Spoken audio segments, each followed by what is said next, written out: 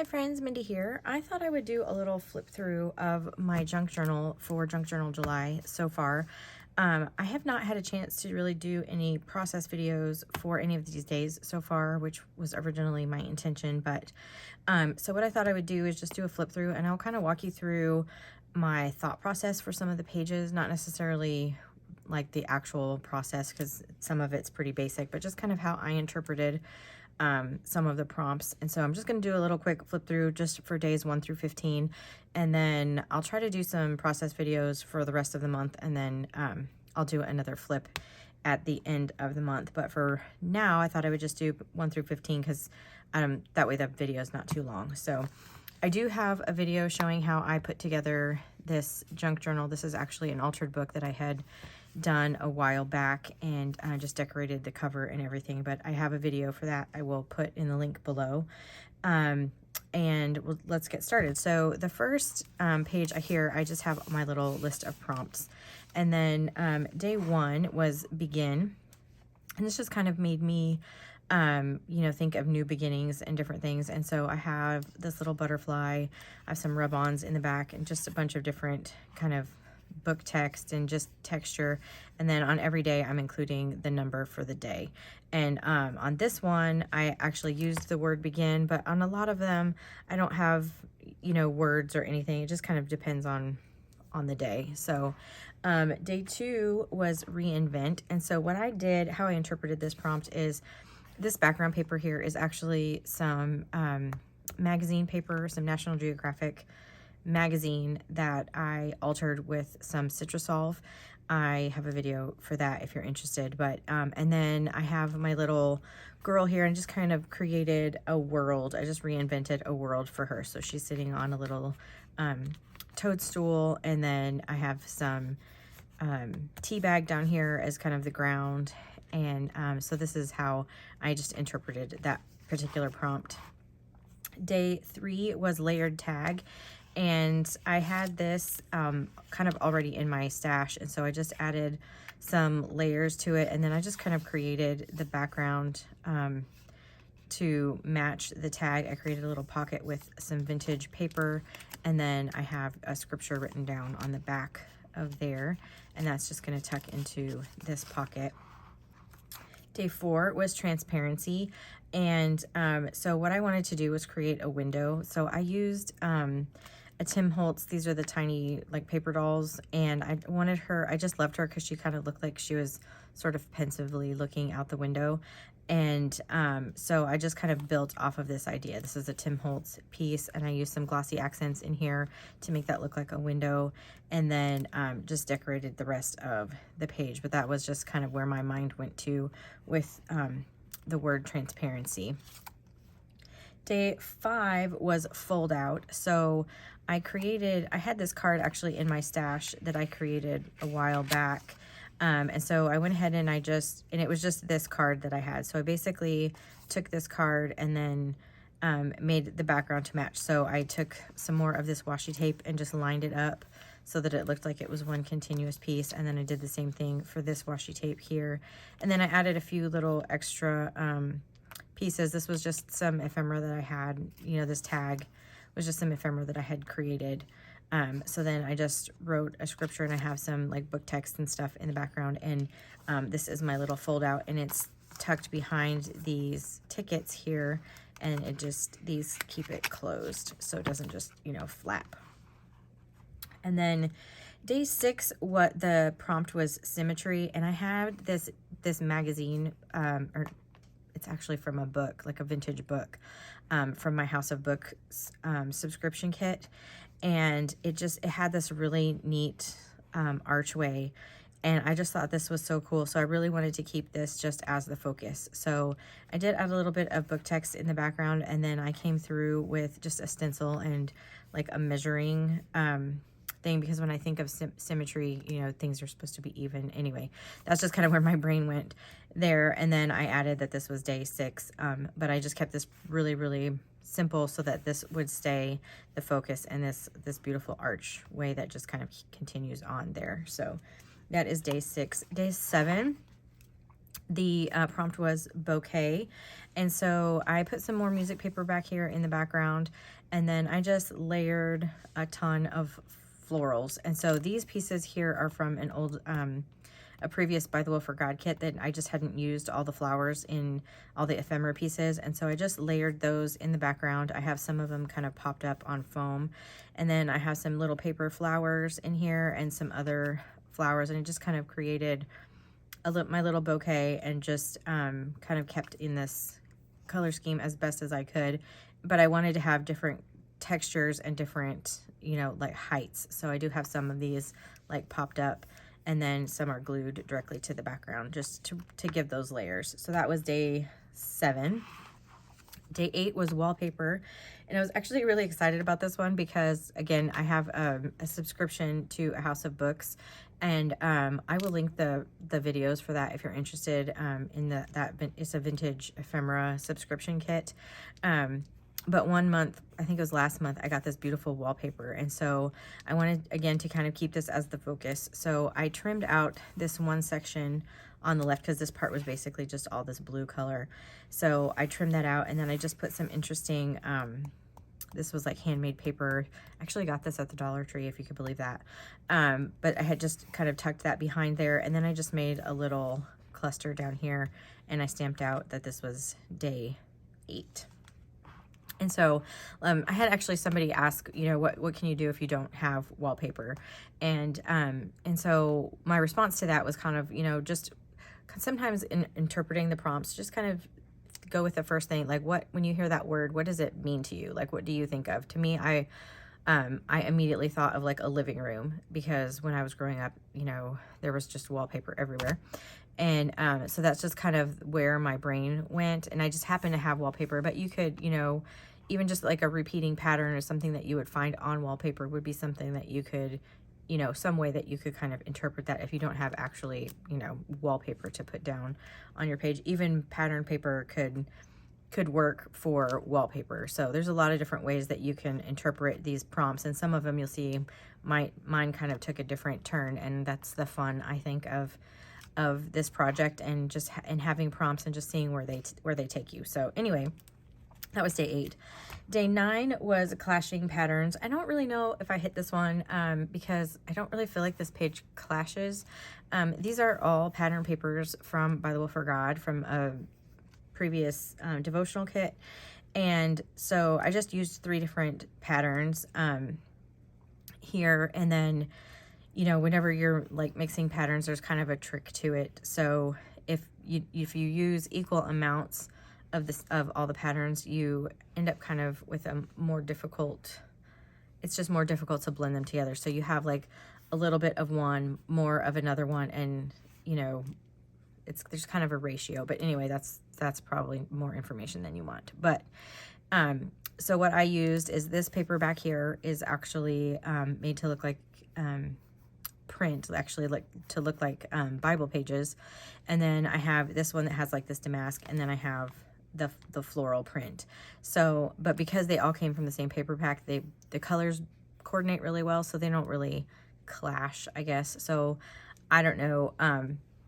I felt like it was a good interpretation, but anyway, and then I just put be brave, because sometimes when you're doing things like that, where you're, you know, trying to do new things or whatever, it, you know, takes some bravery. So that's actually why that is on there, even though the prompt is clashing patterns. And then this is day 10. This is another one where I just kind of took the prompt a different way, I guess. The prompt is time out. And so for some reason, what that made me think of is about like kind of taking time for some, you know, for yourself and for kind of your mental health. And also, and then I came across this card. This is a Tim Holtz journaling card, and it says dream big. And so I thought, you know, we need to take time to dream and have plans, and just, you know, to dream. You're never too old to dream, I guess. And so then I just kind of mixed those 2 ideas. So I have my little clock here with my little spinny clock hands. This ticket was the number 10, so that actually worked out for the day. This is actually a rub-on that says handle with care, because I think, you know, sometimes that can be fragile when you're dreaming. It can be kind of scary to kind of step out of that. And then I had this clock hand. This is an actual clock piece. This came again in my subscription to a House of Books, and I wanted to put it on this page, but it has this thing on the back, and I could not get this off. It's just it's too hard to get off, and it's too much like welded into the metal. And so I decided I was just going to hang it on my little bookmark that came with this book. And so it's just going to kind of live here, and it's just attached to that, but there was just no way that I could do it, and I just really wanted to add that piece on this because it was just, I felt like it was really appropriate with the clocks. So timeout was the prompt for that for day 10. Day 11 was fussy cutting, and again I used, this is a picture that came from like a book, a vintage book. I just I did all the fussy cutting around this image here, and then this is actually a die cut, so I didn't really technically have to fussy cut this one, except that when I die cut it, it didn't cut all the way like the paper was too thick, and so it was a struggle. So I went ahead and just kind of put it in here because I did end up having to cut out several pieces, but technically speaking that was a die cut. And then I just added a little quote here, a little quote sticker from a Tim Holtz sticker book, and this was for day 11. And then day 12, the prompt is dyed, and as soon as I saw that, the thing that came to my mind was my seam binding, which are these things here. I actually got these on Etsy and from a shop, and so I was trying to think. I knew that I wanted to kind of create like a border with them, and then I was like, well, I kind of want to do an ombre thing, and I had just gone through again my House of Books subscription, and I had this picture of this painting, and so I just thought it would be really fun. So I basically just put this painting in here, and then I just created my little seam binding down the side that kind of just matches with some of the colors that are in here. And I was trying to on all of these pages, really, I want them to look like they're individual pages, but I don't want them to necessarily clash. So you can kind of see like there's some colors that kind of go together on the pages. They're, you know, they're not exactly the same colors, but even, you know, here I have these kind of colors, and some of that was accidental, honestly, and some of it was purposeful. So like here, this is not a vintage page, but I did bring over that teal color, and so that's kind of just how I handled that, since I'm not doing 2-page spreads, I'm just doing the one, and I kind of want them to sort of look like, I don't want them to clash, I guess is what I'm saying. So anyway, day 13 was mirrored, and so what I did, this had me all over the place with it. I had so many ideas for this prompt that it was really hard to kind of nail down. So what I ended up doing was I used some metallic cardstock. This is Tim Holtz cardstock, because I felt like it had like a mirrored finish. And then I also was thinking of like, you know, symmetry, like mirrored images, and a butterfly is one of the things that I thought. And then I had also thought about doing like an actual mirror and like a reflection and that kind of stuff, but this is where I ended up. So I just did some stamping on the cardstock, and then I added some rub-ons, and then this is a Tim Holtz, it's from an ephemera pack called Transparent Things, I think is what it's called. And so then I just glued that down kind of as my focal image for that page. But that's just, there was like just so many ideas, I kind of had to just pick one. And so I went with the mirrored sort of cardstock in the background, and then the idea that this butterfly, you know, it's like a mirrored image sort of. And then day 14 was nature, that was the prompt. And again, when I was thinking about this, we had just recently had some really bad storms, and my daughter was at work, and the building that she worked in got struck by lightning, so they've had like a bunch of problems with their alarm system and air conditioning and just all kinds of things. And so when I came to this prompt, I don't know why, that's just what, like, because it was right in the middle of all of these things she's been dealing with at work. And so I just, when I thought of nature, you know, sometimes you think flowers and beautiful things, and I had thought about that too, but then I just really kind of wanted to put this in here just because, you know, it just, I don't know, it's just real to life. Like, it just, sometimes those kinds of things inspire the work that I'm doing in a junk journal or in an art journal. And then I just put these little quote stickers. These are from Tim Holtz, and it says, "All my beloved, just hold on." And then, so this is day 14.